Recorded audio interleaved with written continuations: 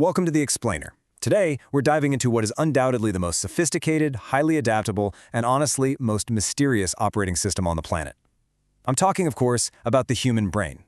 You see, unlike other animals that rely on physical adaptations, things like hard shells, venom, or running at 60 miles an hour, our species survived and thrived almost entirely because of our cognitive processing power. We're going to take a really structured look at how we process the world around us, exploring both the biological hardware and the environmental software that makes human intelligence possible. Here is our system boot sequence for today. First, the intelligence matrix. Second, benchmarking the mind. Third, Gardner's 8 intelligences. Fourth, hardware of the brain. Fifth, code, nature versus nurture, and we'll wrap up with system error, stereotype threat. All right, let's jump right into part 1, the intelligence matrix. So, we've got to start by asking the big fundamental question here. What actually makes us smart? Like, what really separates our cognitive abilities from a mouse or an elephant or even a whale? It's clearly not just about having a bigger brain in absolute terms, because, well, if that were true, elephants would be 10 times smarter than us. The real secret lies in how our brain is structured to process information. That's what allows us to use complex language, create tools, and navigate incredibly intricate social groups. Which brings us to our core definition.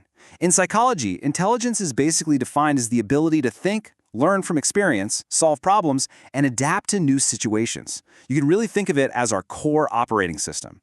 It's not just about memorizing random facts for a trivia night, it's a highly dynamic process. It's all about how effectively you can take in new data, recognize patterns from your past, and adapt to completely novel, real-world environments. That adaptability, that is the true hallmark of human processing power.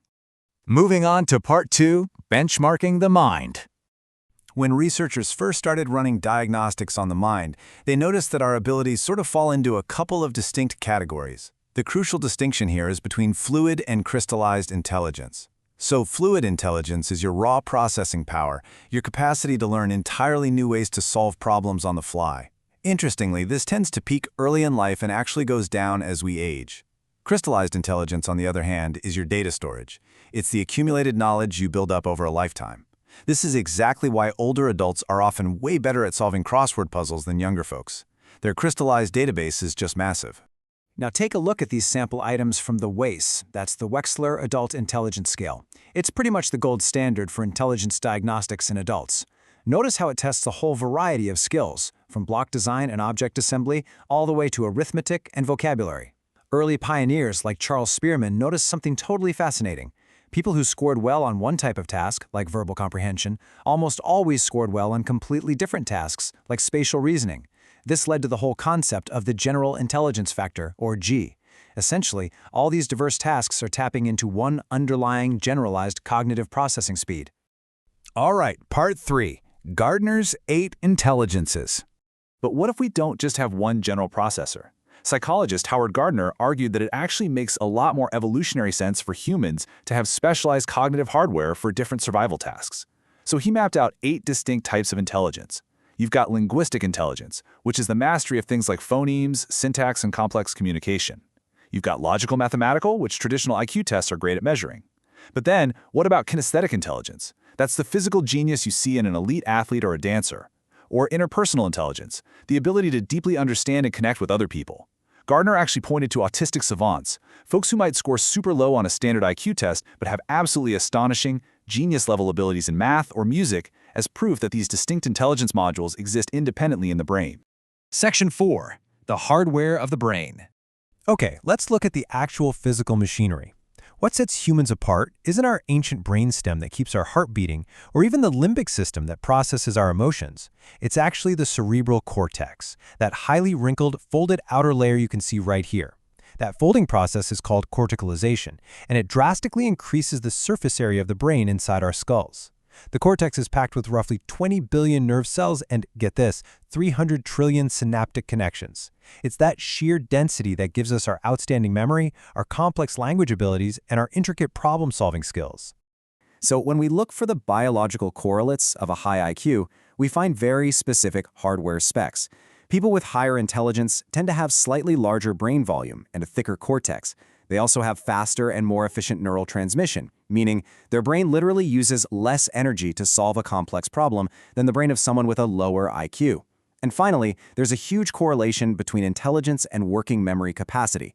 Working memory is essentially the RAM of your brain. It's what allows you to hold and manipulate multiple pieces of data all at once. Check out these fMRI scans. When researchers had people do different spatial and verbal intelligence tasks, they found that regardless of the specific test, the tasks heavily activated the outer parts of the cortex. This area acts as the brain's main command center. It's heavily involved in planning, executive control, and short-term memory. So this is pretty much the physical location of your general intelligence. Section 5. Code. Nature versus nurture. Let's talk numbers, because this is where the debate gets really interesting. Extensive studies show us that between 40 and 80% of the variability in IQ among individuals is due to genetics. That is a massive chunk. It essentially acts as our base system code. Genetics play a much larger role than the environment in determining those baseline differences in intelligence between us. And what's really wild is that this genetic influence actually gets stronger as we get older, as our baseline traits fully express themselves. We know this mostly from twin studies. Identical twins, because they share 100% of their genetic code, have highly correlated IQs, way higher than fraternal twins. But look, that absolutely does not mean your intelligence is locked in at birth. Nurture acts like a series of live network updates. Environmental factors, things like nutrition, the quality of your education, your socioeconomic status, they can severely amplify or diminish those genetic baselines. For example, a kid with incredible genetic potential born into extreme poverty might face toxic stress or poor nutrition that literally prevents their brain hardware from ever fully developing. Basically, nature provides the blueprint, but nurture builds the house. And finally, Section 6. System error, stereotype threat.